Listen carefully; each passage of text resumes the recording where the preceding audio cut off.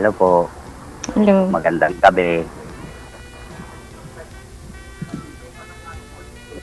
Wala na. Kumusta po kayo? Okay lang.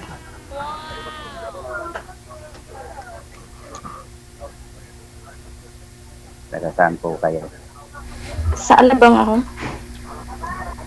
Alabang. Malapit lang. Matagal kami dyan sa Santa Rosa sa mga 12 years. Saan dito? Sa Puntang Silang sa Banaba. Ay, oo. Alam ko. Alam niyo yan? Oo. Papuntang Ayala West Grove. Nakakarating po kayo doon? Nagbabay kasi ako tuwing Sunday. Saan? Papuntang Tagaytay.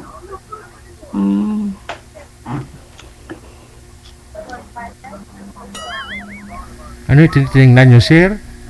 Si ma'am muna, tingnan mo, wag mo ignore beauty ni ma'am, oh. Oo nga po. Sorry po. Ang ganda-ganda ni ma'am. Ano pa, nanonood ka po ba ng TV? Nanonood po. Ay, i-off mo muna TV, si ma'am muna yung tingnan mo, ah. Sige po. Ang ganda pa naman ni ma'am, nag-lipstick talaga yan, sir. Oo nga po eh.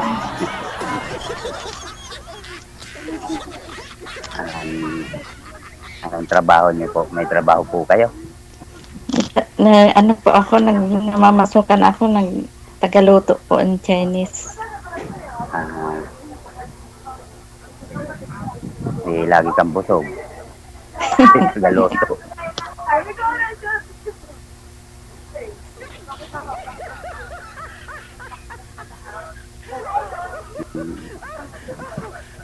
May asawa? Baka may asawa kayo. Hiwalay po.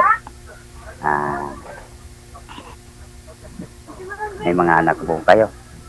6 po yung anak ko. May asawa na yung 5. Bunso na lang ang wala. Malaki na pala. May mga apo na ako eh. 7 na yung apo ko. Madami. Dami anak eh, 6. Kayo po, ilan anak niyo? 5 din ang anak ko, kaso 3 lang yung nasa bahay. Yung mga babae ko. May mga asawa na din? Yung 3 babae ay wala. Yung isa ay gagraduate pa lang ngayon na 22 ng K-12. Ilan taon po yung bunso niyo? Ang bunso ko ay 13 years old. Baka pa. Bunso ko na 20.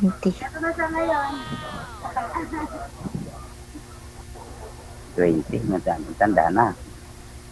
Hindi na mag-asawa, 20 eh. Second year college po. Engineering. Ayos ah. Asan po yung asawa niyo? Dumakabilang bahay. Gusto na po. Nag-abroad yun, tapos naligaw ng uwi. Sa iba umuwi? Oo, yun na nangyari. Saan po kayo dyan sa Santa Rosa? Diyan kami sa malapit sa planta ng Coca-Cola. Oh my God, dinadaanan ko lang pala yan. Isa lang naman planta ng Coca-Cola dito eh. Sa may toll gate. Sa toll gate.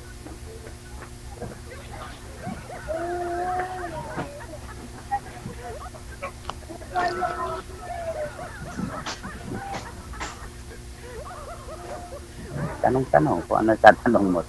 Kayo po magtanong. Kanina pa nga ako nagtanong, ikaw naman. Para ano? Ano ba yung tatanong ko? My God!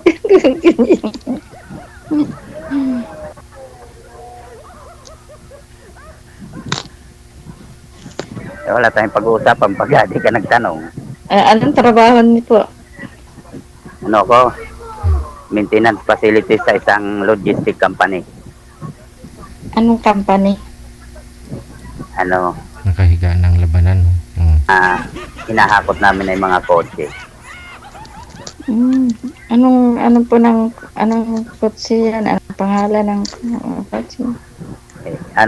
Sa Toyota. Halo-halo. Oh.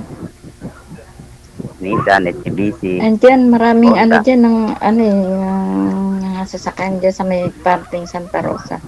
Oo. Nandito yung planta ng Toyota eh. Mm.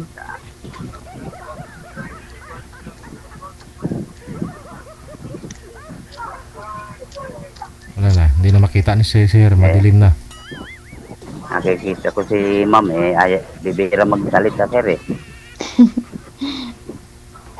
Ano mo ang tatanong ko? Aba, ikaw nakakaalam yan. Ano pong hanap nyo ngayon ma'am sa isang lalaki, mapapangasawa mo? Ayun. Ay, siyempre yung mabait, Mm. Tapos, responsible. Tapos, Hindi na babaero.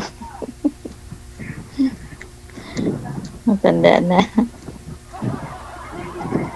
Sa edad ma'am, mga ilang taon po yung mas prefer mo na Oo. mapapangasawa?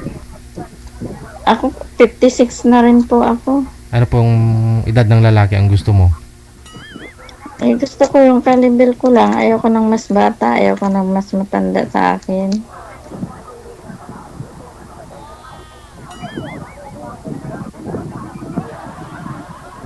Ilan taon na po kayo, sir? 56 nung 15. Matanda ako sa buwan. Ako September ako.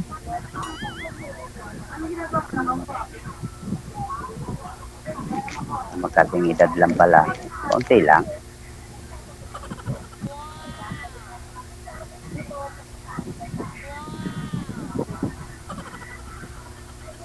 Ano po yung bahay niyo? Sarili niyo?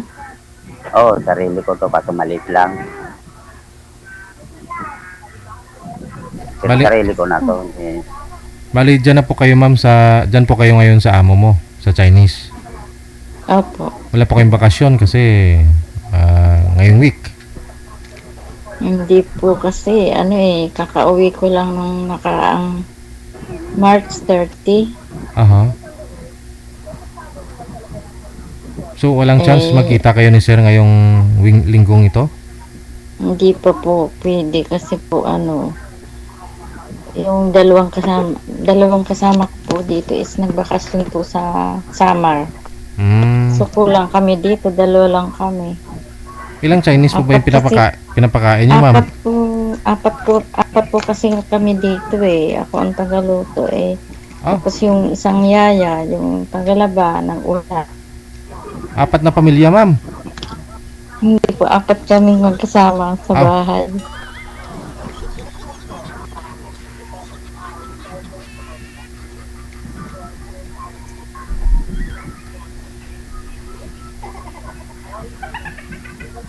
Hindi po ako pwede mag-day off.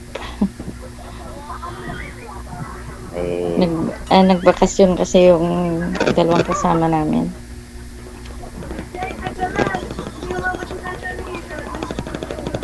halos team lang din balik kasi ako wala rin akong rest day.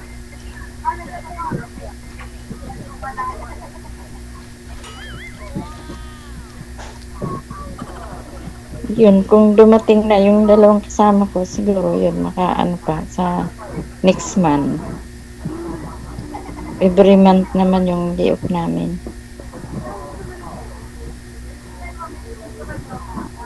Bali, nasaan ka ba ngayon? Dito po sa Saan ba dito? Quezon City. Ah,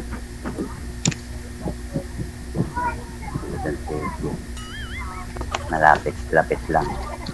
Matraffic nga lang. Ano masabi niyo po dito ho? Yung may mga edad daw, kailangan mag-aalaga na lang daw ng apo. Yung iba kasi nagsasabi, ay matanda na kayo, hindi na kayo kailangan asawa pa, hindi na kayo maghanap ng mga kasama, mga apo na lang alagaan ninyo. Ano masabi niyo po dito, ma'am, sir? Ikaw muna. Ako kasi gusto ko nung nagtatrabaho ako para hindi ma-stress. Mm-hmm. Kasi pag sa bahay ka, bahay ka lang, ma-stress ka. Ako, kailangan ko rin kumita ng pera. Correct. Para yung sarili kong pangangailangan, mabibili ko. Hindi na ako manghihingi sa mga anak ko. Tama. Saka may pinapaaral pa ako. Kasi may pinapaaral ka pa, tapos may pamilya na rin yung anak mo. Ikaw, sir, Isa lang wala. ano po, sir, masagot mo dito sa sinabi ni, sino tong, apo daw yung dapat alagaan, wag na maghanap ng mapapangasawa, makakasama. Yung maliliit pa nga mga anak ko, ako na nag-alaga, katapos hanggang ngayon sa mga apo, ako pa din. Tama! Wala bang... Dapat sarili ko naman ang iintindihin ko, hindi yung puro apo na lang. Correct. Kasi nakatapos na tayo ron, at babalik pa tayo dun sa pag-aalaga na naman. Oo. Hindi naman ibig sabihin na hindi ko naalaga ng mga apo ko. Siyempre may time din ako sa apo ko, may time din ako para sa sarili ko. Tama. Sa kailangan nyo may makakasama eh. Kung may mga anak kayo, malalayo sa inyo. Tapos Iba kasi po pag yung may pamilya na rin silang sarili. Nagkasakit ka. Mm. Iba rin yung mga anak, hindi, sa bagay, hindi naman pare-pareho yung ugali ng mga anak natin na mag-aalaga. Iba pag may asawa kang mag-aalaga. Minsan, iba dyan, expect sa mga anak nila, paaralin ko to ng maayos para balang araw alagaan ako. Magkakaanak ako marami para may mag-alaga sa akin. Marami po dyan na maraming anak pero walang tumatanggap sa magulang nila, no? Totoo po yan. Hindi Marami po ako pare-pareho. nakikita. Hindi pare-pareho ang ugali ng... Masasaktan ka lang kung mag-expect sa anak mo, paralin ko to, patapusin ko to. Oo, para balang araw Kasi matutulungan obligasyon ako. po talaga ng magulang Magulang. na pag-aralin yung mga anak. At obligasyon mo bilang isang magulang, dapat may naitabi ka na rin para sa sarili mo, para sa pagtanda mo, di ba? Ayun, totoo yun. Hindi ka aasa. Kasi marami rin ako nakikita sa social media na mga anak, pinaghirapan ng magulang patapusin. Nung makatapos at nagkatrabaho, tinalikuran ng magulang. Kung ikaw lang mag-isa, anong gagawin mo? Tama. Kasi siyempre, priority nila lang yung binuo nilang pamilya. Nagkasawa sila, nagkaanak na Nga rin. po, opo. Oo. Pero hindi ibig sabihin naman, talikuran nyo ang magulang nyo. Wag Kasi naman. kung wala ang magulang nyo, wala kayo.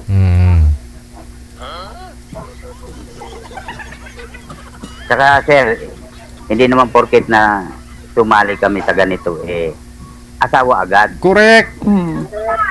Hindi naman sa ganun ton. Oo. Pag naghahanap ng kaibigan o makakausap man lang, ganon, hindi yung masyado naman sila advance mag-isip. Oo nga eh. Hindi naman kaagad-agad yun ang isipin. Ang gusto kasi nila mangyari, magkaroon sila ng anak, magpalakalayo sila, yung iba nag-abroad, tapos yung mga anak nila, paalagaan nila dun sa mga magulang nila. Ganon yung ginagawa nilang Yun. ng iba dyan. Ganon nga po ang iba, karamihan po. Oo, tapos sisihin pa yung magulang kung ano mangyari sa anak nila. Ay, obligasyon mo yan. Ikaw nagpakasarap ka sa abroad. Hindi lahat ng nag-abroad nakakapagod. Yung iba doon masarap buhay. Walang inobliga, sarili lang. Mayroong ganon, kasi experience ko rin sa dati kong misis, ganon na nangyari sa amin eh. Pag uwi, naligaw ng uwi. Okay, di ba? Totoo po yan. Yung iba kasi nagkakaroon ng ibang relasyon, di ba? Manpuri niya rin yung napangasawa niya. Hindi, okay nga sana, papalakpakan ko nga sana eh, kung ganon nga nangyari. Ang problema, Pilipino din eh. Taga saan po? Taga rito rin sa amin. Oh my God. Parang, kumbaga, lumipat lang ng bakuran. Nakikita niyo pa misis niyo ngayon, sir? Pag nabakat, nakikita ko. Yung katwiran ko kasi sa sarili ko, ang asawa ko parang isang damit. Kung ang damit mo iluma na at mayroon na ngailangan, ibigay mo na. Kasi kahit kunin mo yan uli, gagawin at gagawin niya uli yan. Baka naman maganda yung buhay niya doon. Hindi rin yata. Kasi kung magandang buhay niya, hindi na siya magpapabalik-balik sa abroad. Ibig sabihin nagpabalik-balik pa sa abroad. Oo, ngayon, nasa Dubai ang misis ko dati. Nasa Dubai siya ngayon. Kasal Kababalik po lang ba noong kayo? February. Kasal kayo? Iyon nga ang pagkakamali eh. Kasal. Kasal kami. Oh. Pero hindi ako naghabol. Hayaan mo na yan. Gusto niya yung ganun. Hahabulin pa natin. May anak na po siya doon. Ay, wala. Wala siyang anak.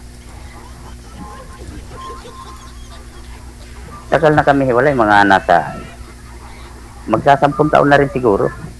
Mm. Akong tao, pag inayawan, hindi na ako mangungulit para balikan pa. Mm. Pag ayaw niya sa akin, di ayaw ko din sa'yo. Bakit? Mm. Ikaw lang ba ang tao sa mundo? Mm. Ganon ang patakaran mo sa buhay. Mm. Ngayon, alam mo na, ma'am, ha? Kung ayaw mo sa kanya, ayaw niya din sa'yo. Hindi ako kasi nagpapakatutulang ako kasi mahirap yung lilihim ka sa isang tao. Sasabihin mo kahit ganito ako pero hindi naman pala totoo. Mm. Ako sinasabi ko ang totoo na ganito ako. Mm. Wala naman po kayong bisyo. Ay, matagal ko nang kinalimutan ng bisyo. Inom, wala. Sigarilyo, wala. Tugal, wala. Hindi nga ako marunong magtugal. Ang trabaho ko ngayon ay bahay trabaho lang. Ngayon, pag uwi ko sa bahay, kaaway ko yung TV. Yun. Bakit nung nag-abroad po siya, hindi nagpapadala ng pera sa inyo? Papadala naman, paunti-unti. Kasi may trabaho naman ako. Kaso minsan kulang kasi ang estudyante ko ay 3. Sa mahal ng mga bilihin ngayon, medyo mahirap.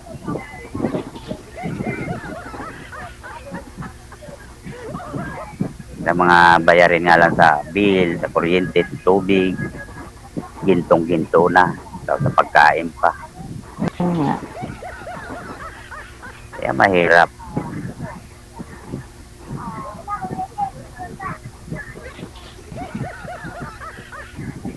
Hindi ako isa na lang nag-aaral ko. Pero baon lang at budget ang baon, pamasahe lang ang ginagastos namin sa kanya.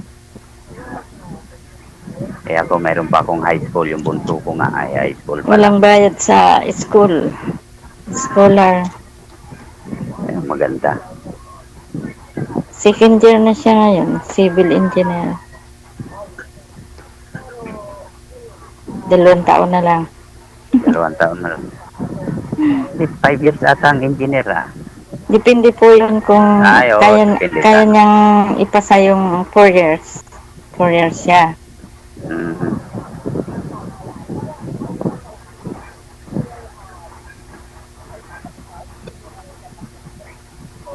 May anak na po kayong nagtatrabaho?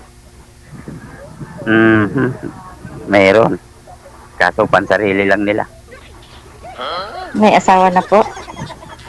Yung isa kong anak may asawa na. Pero yung isa, kasi 5 yan eh.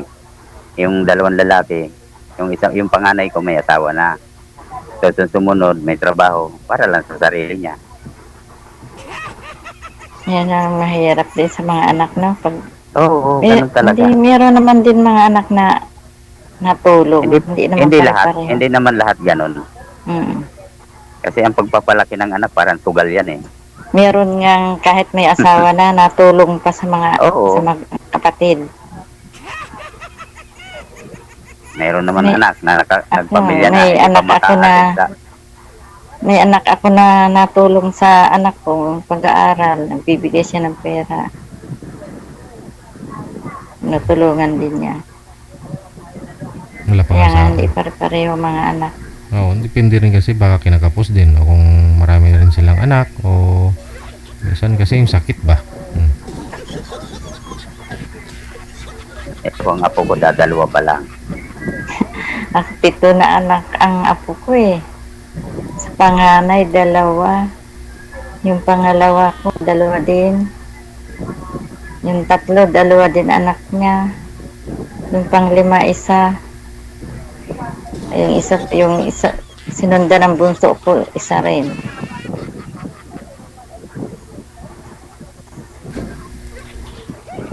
Dalagita na nga yung ano ko, yung apo ko sa panganay ko.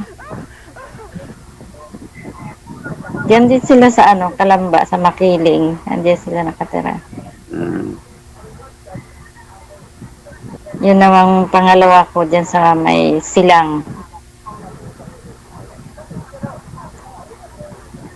Lapit lang, puro mga Oh, one way nag-ano lang. yung anak kong isa, pangalawa, nagtatrabaho diyan sa Gulf, sa Ayala West Group. Mm. Ano siya, Kadi? Ayos din yung trabaho ngayon eh. Oh, malaki ang kita niya. Malaking kita dyan sa Kadi. May tit pa. Kaya, depende sa player. Pag player mo ay mabait at Galante. laking galante. Mga din naglalaro dyan, mga politiko, saka mga yan, mga artista. Mm. Sina Willie Villamin, naglalaro yan dyan sa Ayala West. Sir, ano pong hanap mo sa isang babae? Yun bang makakaanak pa o ano po? Kasama na Hindi lang. naman. Kumbaga lang, Kasama. yung makakasama lang. Mhm. Kasi kung mag-ano pa tayo ng anak sa edad namin ganito, medyo Oo, mahirap na yon. mahirap Kasi na. mga apo na, no? Companions na lang.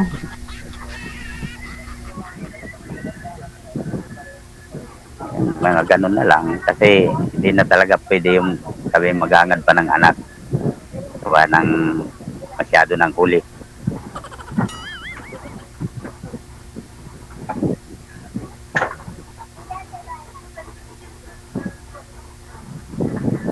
Yun lang may makakausap pag nauwi galing trabaho.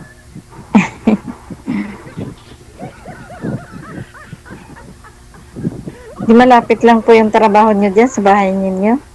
Malapit lang. Binabay ko nga lang pa uwi. Pagpasok. Mm.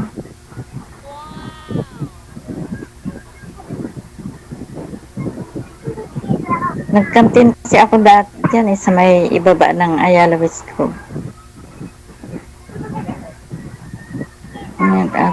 Mahigit sa 12 years yata kami dyan. Nangupahan kami. Pero may bahay kami sa Alabang. Andun kasi yung negosyo ko eh. Yun, nagkaroon ng problema. Kaya mas inisip ko pa kaysa ma-stress ako sa bahay, magtrabaho ako. Tama. Eh, yung mister nyo ngayon nasaan na? Nasa iba na rin bahay po. So makabilang bahay din. 8 years na kami. Maganda siguro yung bahay na nalipatan. Kaya hindi na bumalik. Parang ako lang. Maganda yung nilipatan siguro. Hindi na nakabalik. Pero nagsusupport naman siya sa bunso namin. Ay, yun lang maganda. Hati kami. Ako naman yung misis ko, minsan nagbibigay sa mga anak niya. Hindi na nga lang. Mas lamang sa kanya ang binibigay niya. Sabi ko, ikaw Ewan. lalaki. Sige. Parang ganun sa misis ko. Mhm. Connected na kayo sa isa't isa, ha? Para makapagpanood na si Sir ng TV. Kung bagay, nanonood naman talaga. Good luck, good luck. Maraming salamat, ma'am. Thank you po. Okay.